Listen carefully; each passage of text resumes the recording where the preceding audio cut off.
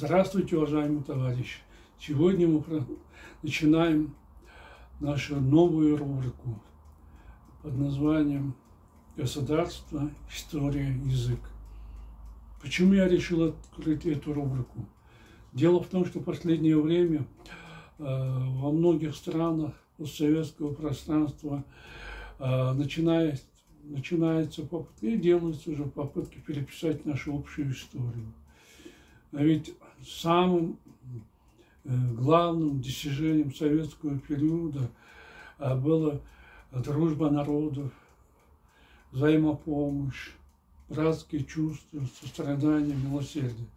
Но сейчас все это подвергается сомнению, и считается, что вот этот весь период нахождения в составе Российской империи, а затем Советского Союза, это зло, что это была оккупация, что все эти факторы господства русских отбросили национальные республики на десятки, сотни лет назад. Чтобы если не было этой оккупации, то все жили бы гораздо лучше, чуть ли не лучше Америки.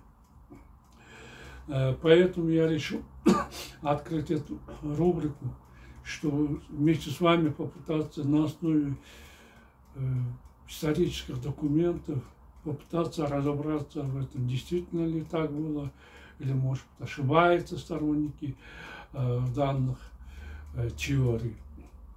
Ну и, по-моему, нужно добиться того, чтобы и наши правители, особенно постсоветских стран, в своих действиях руководствовались прежде всего тем, чтобы не навредить нашей вековой дружбе между бывшими советскими республиками, что принимали законы только те, которые укрепляют братство, сотрудничество, дружбу между народами, а не противопоставляют их. Одним из таких законов, вернее, взбудораживших мнение в нашей республике, мнение людей, стало принятие закона о государственном языке, закона о кыргызском языке. Дело в том, что закон о кыргызском языке у нас в республике принимался уже дважды до этого, в 1993 году и в 2004 году. Мы, наконец, буквально недавно, 17 июля 2023 года, принята новая редакция закона о государственном языке. Что же так взбудоражило людей, что все стали вызывать к отмщению, чуть ли начали говорить о вытеснении русского языка, о вытеснении русских из Киргизии, из Кыргызстана. Дело в том, что в статье 32 данного закона четко определен круг лиц, которые обязаны владеть государственным языком, использовать его при исполнении служебных обязанностей. В предыдущих законах это право устанавливать, кто обязан знать кыргызский язык, отдавалось на откуп правительству Кыргызской республики. Ну а теперь в статье 32 уже четко указано, кто должен владеть языком и должен использовать его в своей работе. А кто не знает, тот уже, как говорится, должен быть уволен с работы. Согласно статье 32, государственным языком должны владеть и использовать его при исполнении служебных обязанностей государственные, муниципальные служащие, депутаты, служащие Нацбанка, офицеры, сержанты, солдаты, армии, внутренних войск, правоохранительных органов, судьи, прокуроры, адвокаты, нотариусы, ректоры, преподаватели учебных заведений, всех форм собственности, медицинские работники, медсестры, врачи.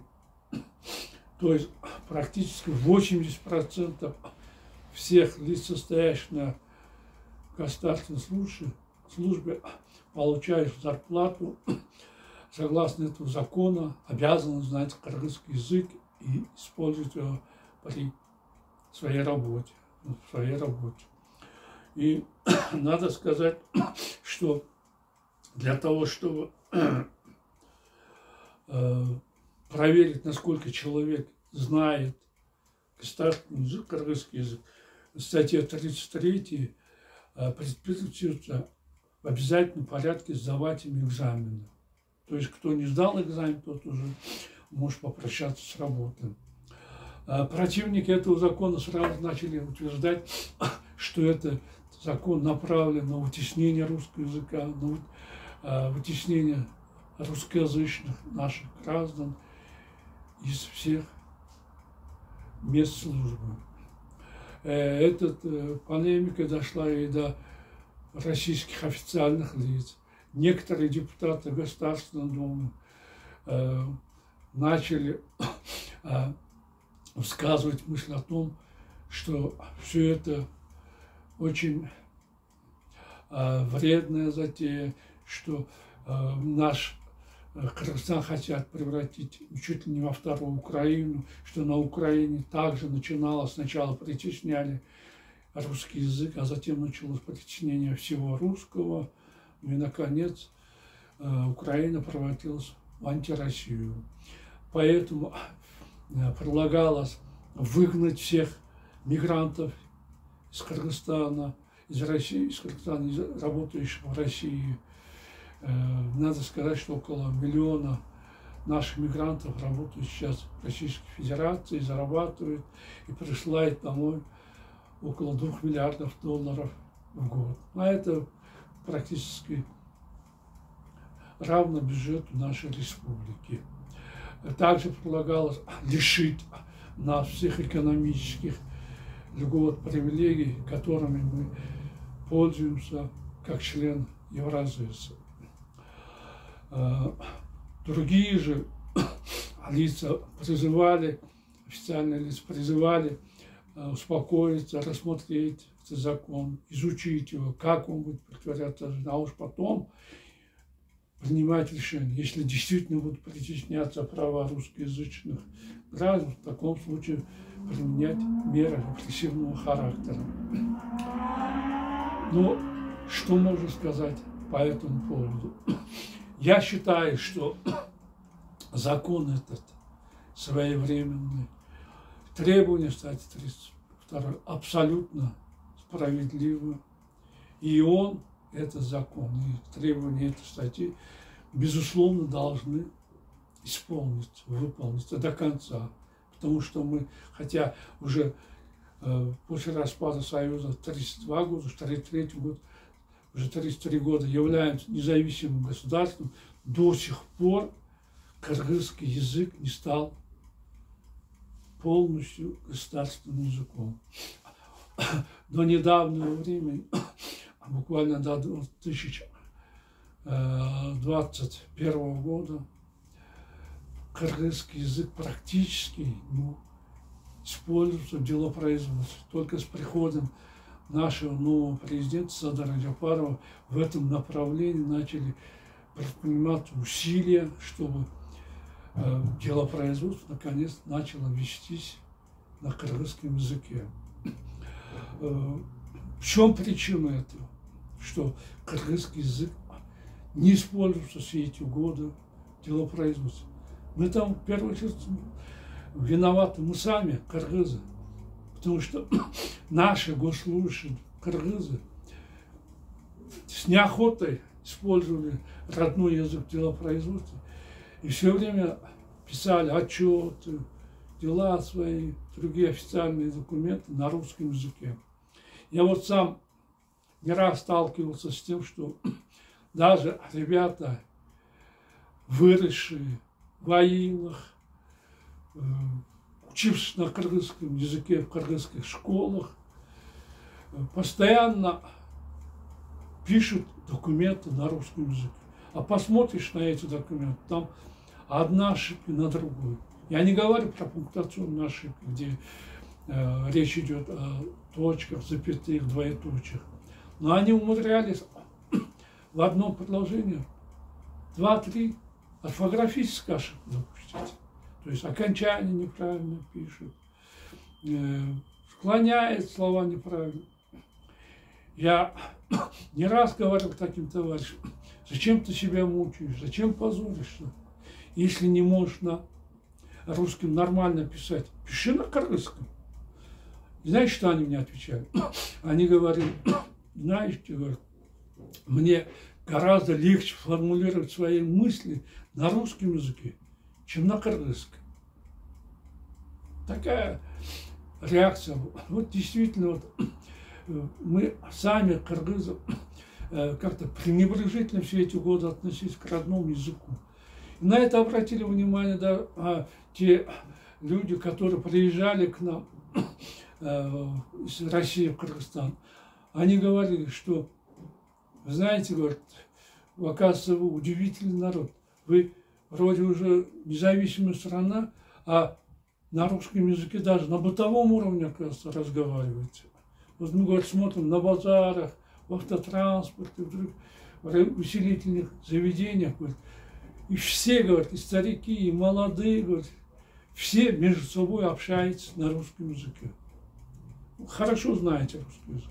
Ну вот, наверное, вы сами замечали, что наши мигранты по сравнению с другими среднеазиатскими жителями очень хорошо владеют русским языком, хорошо разговаривают на русском языке.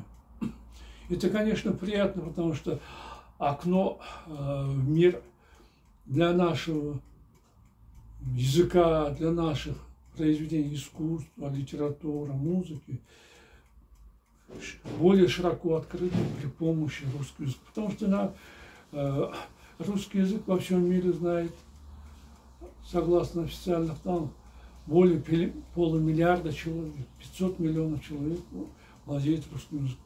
А кыргызским языком владеет только 5 миллионов. Считается, что нас всего лишь 5 миллионов. И это очень большая опасность. Мы, вот наш кыргызский язык, согласно данным ООН, входит в число 100 языков, которым грозит исчезновение. А если языка нет, то значит нет ни нации. Поэтому я считаю, что принятие этого закона абсолютно правильно. Это вынужденная закономерность.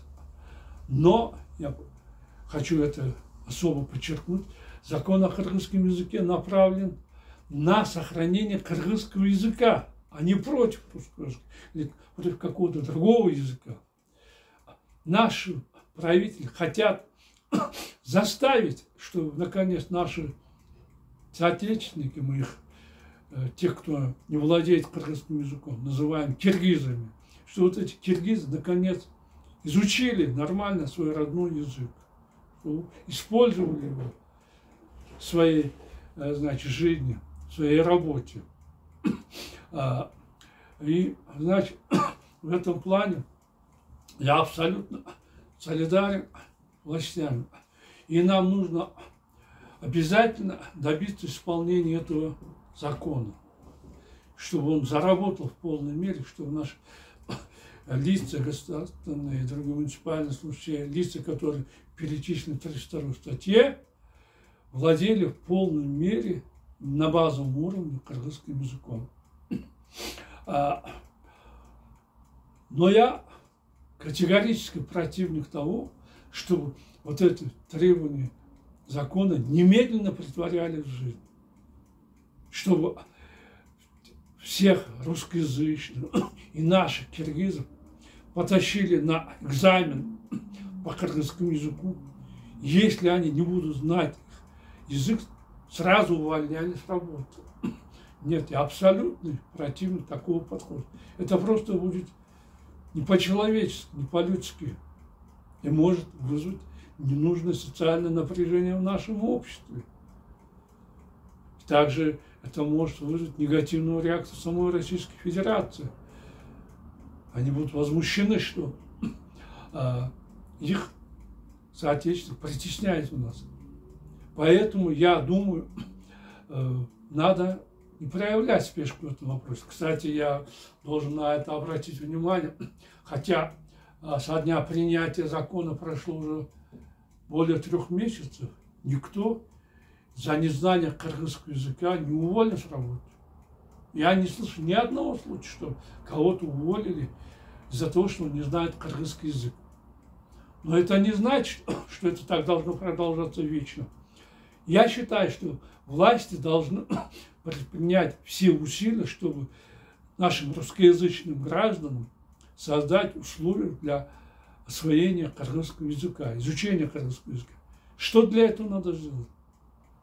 Согласно двух предыдущих редакций закона о государственном языке, во всех государственных учреждениях, предприятиях, организациях созданы кабинеты кыргызского языка, и там работают специалисты по языку.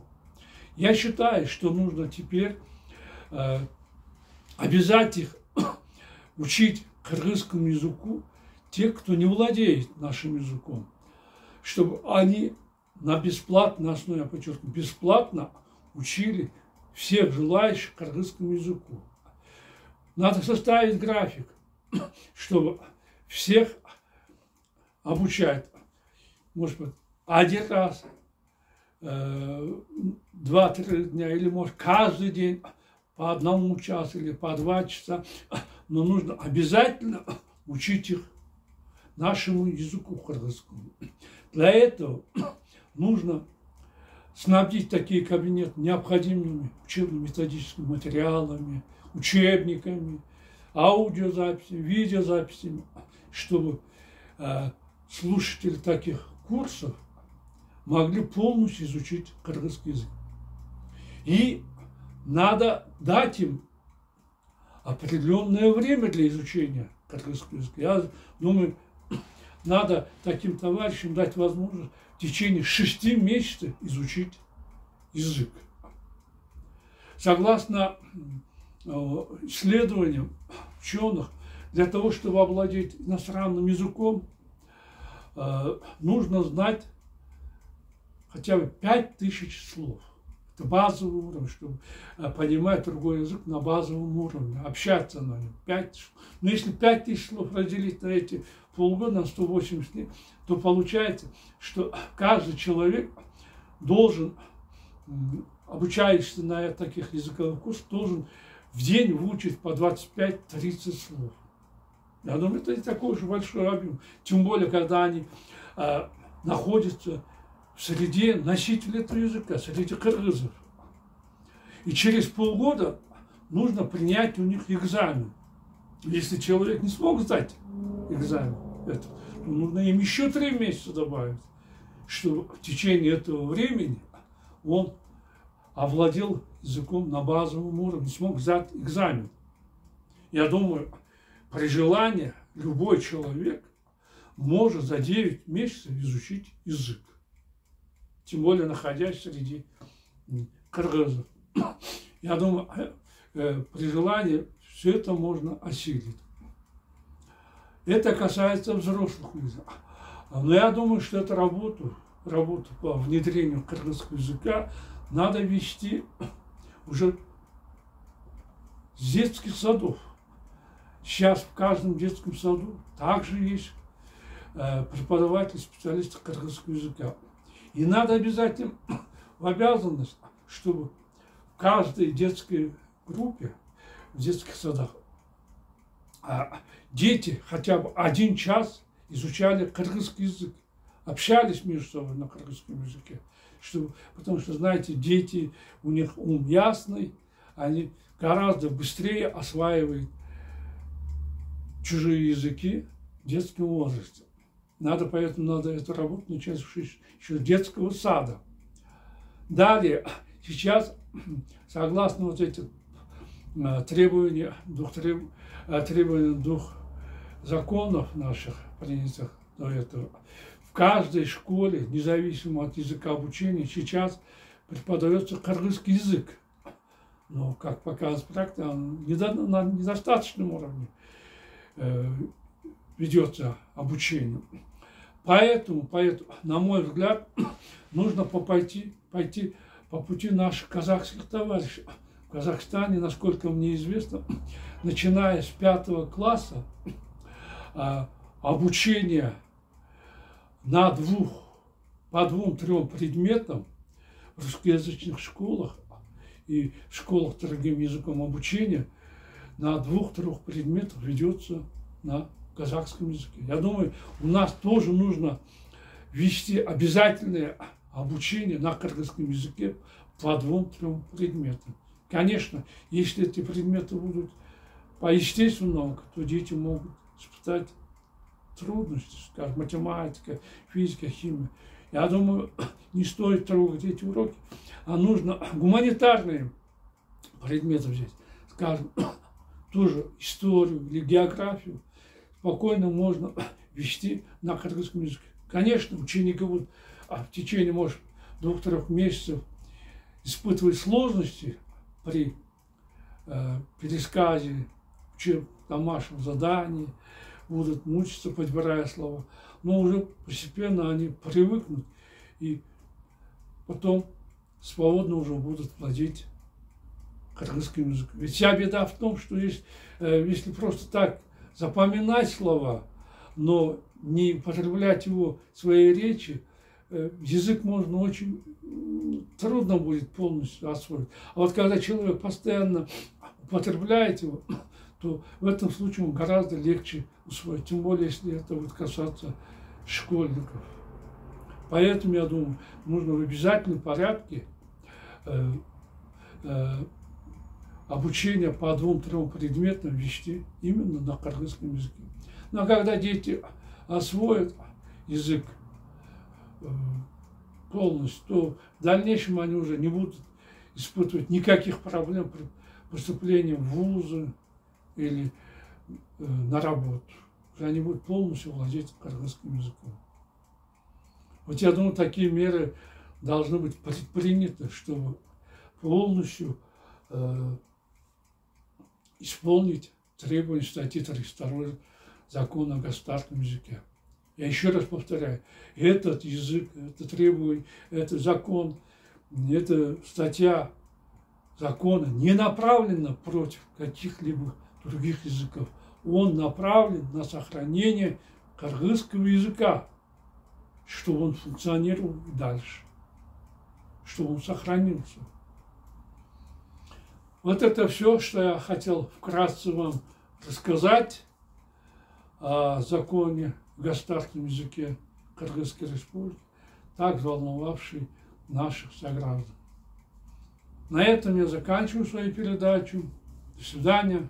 До новых встреч.